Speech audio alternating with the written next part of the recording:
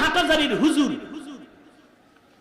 যেই চরমনের হুজুর, যেই তাবলীগের মুরব্বী, যে কুমিল্লা কেন্দ্রীয় মসজিদের খতিব, আমি চিনি না, কিন্তু একজন এমপি আসলেও সম্মান করে, মহব্বত করে। সে আলেম এই জন্য, তার আত্মীয় এই জন্য নয়, সে একজন আলেম। আর তুই ক্লাস 8-এ পড়ো, 9-এ পড়ো, তোর মতো বেয়াদবে যদি মোবাইলে তার বিরোধিতা করো, গজব তোর কপালে আসবে না তো কার কপালে আসবে? তুই পরীক্ষায় পাশ করলেও তোর কপালে চাকরি নাই, তুই টাকাই দিবি আর তোর টাকা মাইনসে খাইবে, তোর বাপ মায়ে কানবে আর বদদোয়া দিবে, তোর কপালে আর চাকরি হবে না, শান্তি হবে না।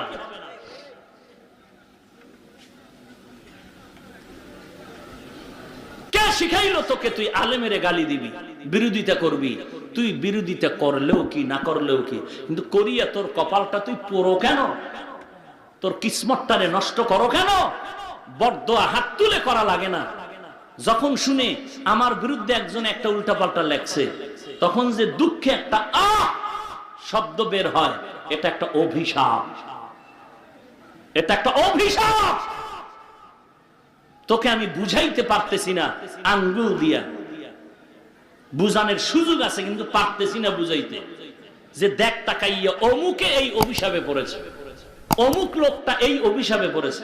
আমি আঙ্গুল দিয়া ধরায় দিতে পারতেছি না, আর ধরায় দেওয়ার দরকার নাই। হেদায়েত কপালে থাকলে পাবো, না থাকলে নাই। এরে কুমিল্লার মুসলমান, বড় দুঃখ, কথা বললেও বিপদ, না বললেও বিপদ। তুমি বইয়া বইয়া বইয়া বইয়া দেখো হাফিজুর রহমান সাহেবের বয়ানে ভুল আছে কয়টা, আয়াত পড়লো কয়টা গণছ, দেখলা 2 ঘন্টা বয়ানের মধ্যে 3টা আয়াত পড়ে নাই। আর একজন মুফাসসির বইয়া ডায়েরি খুলে আর খালি আয়াত পড়ে তরজমা, আয়াত পড়ে তরজমা, আয়াত পড়ে তরজমা। ঘড়ি দেইরা টাইম দেখলাম 1.5 ঘন্টা, আয়াত পড়লো 22টা। মাথা নষ্ট হয়ে গেল। হাফিজুর রহমানের বয়ানে কিচ্ছু নেই, আমার এই মুফাসসিরের বয়ানে চমৎকার তথ্যবহুল আলোচনা। এর যুবক তোরে আমি কেমনে বুঝাই? তথ্যবহুল আলোচনা করলো বান্দা, কারো কান্না নাই, চোখে পানি নাই, তওবার খবর নাই। আর এক আল্লাহর বান্দা মাত্র 30 মিনিট 50 মিনিট বয়ান করলো, ময়দানের মানুষের কান্নার আওয়াজ। আর আইসা পায়ে দইরা কান্দে, হুজুর মাথায় হাত দিয়া দোয়া করেন, গলায় ছুরি লাগবে আর নামাজ ছাড়বো না, আর মা বাবারে কষ্ট দিব না। খোদার কসম করে বলি, আকাশচুম্বী তথ্যবহুল আলোচনাও তোর জীবনের মরগুর হতে পারবে না।